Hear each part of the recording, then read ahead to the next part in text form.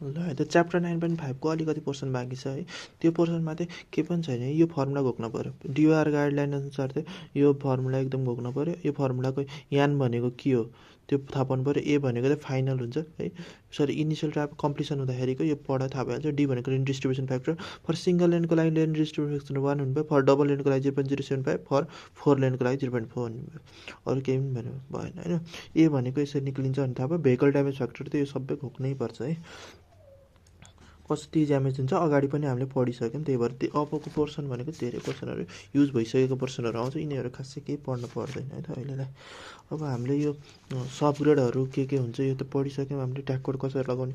अब सबग्रेडको फङ्सन के हो त नि भन्दा सबैको सेम फङ्सन हुन्छ, त्यही भएर सर पढ्ने बित्तिकै थाहा हुन्छ, धेरै हामी जोड दिँदैन। अनि सर्फेस कोर्स अब हामी गइन्छ च्याप्टर 9.6 को रोड कन्स्ट्रक्सन एन्ड मेन्टेनेन्समा। रोड कन्स्ट्रक्सन एन्ड मेन्टेनेन्स पनि यसमा भएको अधिकांश भिडियोहरू अधिकांश कुराहरू अगाडि भिडियो बनिसकेको छ, त्यही भएर मैले यसमा जोड दिइनँ है त।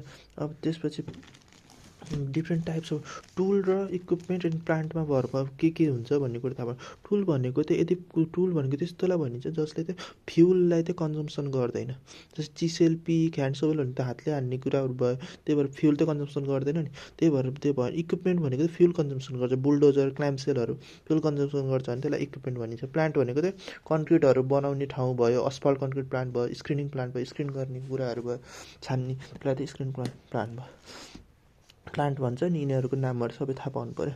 रोड कन्स्ट्रक्सन टेक्नोलोजी भनेको चाहिँ यो त हामीले पढिरहेको कुरा भयो, खासै जोड दिने कुरा भएन यसमा है।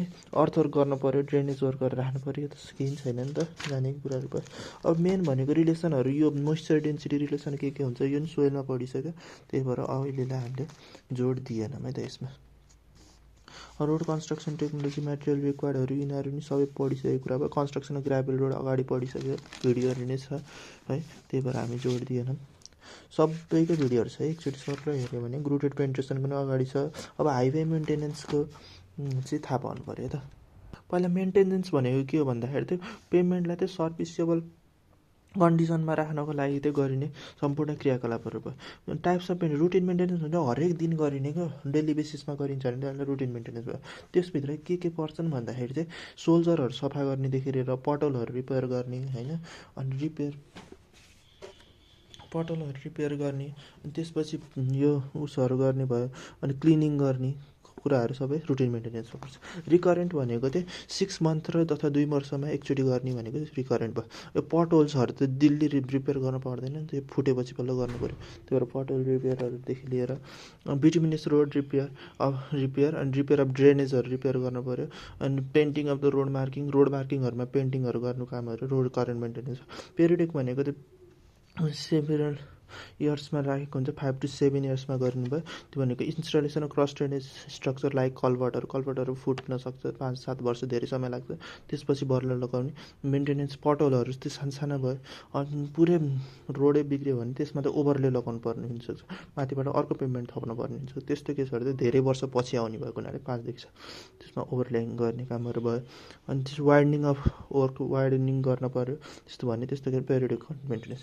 अनि इमर्जेन्सी भनेको इमर्जेन्सी कन्डिसनहरू, फ्लडहरू हुँदाखेरि, ल्यान्डस्लाइडहरू हुँदाखेरिको कन्डिसन भनेको इमर्जेन्सी मेन्टेनेन्सहरू पनि भयो। सबै पढिसकिएको छ है यो यसमा भएको। त्यो अगाडिको डब्लुबिएम रोडहरू, अनि रुरल पेन्ट्रेसन मेकानिजमहरू, अनि जति पनि छ बिटुमिनस रोडहरूको सबै पढिसक्यो, सबैको भिडियो बनिसक्यो। कन्स्ट्रक्सन जोइन्ट, यो जोइन्टबाट त प्रायः जस्तो सब्जेक्टमा क्वेसन आउँछ है, त्यही भएर चाहिँ यो चाहिँ पढ्नु पऱ्यो है त। Construction joint are provided for expansion warping due to the temperature डिफ्रेन्सको कारणले गर्दा एक्सपान्सन हुनसक्छ, त्यस्तो केसमा कन्स्ट्रक्सन जोइन्ट प्रोभाइड गरिन्छ। Main objective of providing joint भनेको to reduce the stress reduce गर्नको लागि जोइन्ट प्रोभाइड गर्नु पऱ्यो। टेम्परेचरले त स्ट्रेस आउँछ, कस्तो खालको स्ट्रेस आउँछ, अल्फा याल डेल्टीवाला स्ट्रेस आउँछ नि टेम्परेचरले, त्यो स्ट्रेस रिड्युस गर्नको लागि joint provide.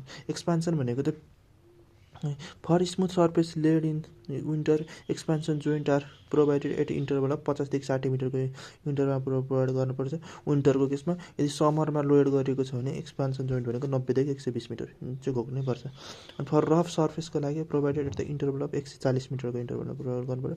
Gap of expansion जोइन्टको ग्याप भनेको 2 देखि 2.5 मिटरको रहेको हुनु पऱ्यो। And then now contraction joint भनेको अनरिइन्फोर्स सेक्सन छ भने contraction joint are provided at the 4.5 यदि रिबारहरू युज गरिएको छैन भने कन्ट्राक्सन जोइन्ट भनेको प्रोभाइडेड 4.5 मिटरको इन्टरभलमा प्रोभाइड गर्नु पऱ्यो।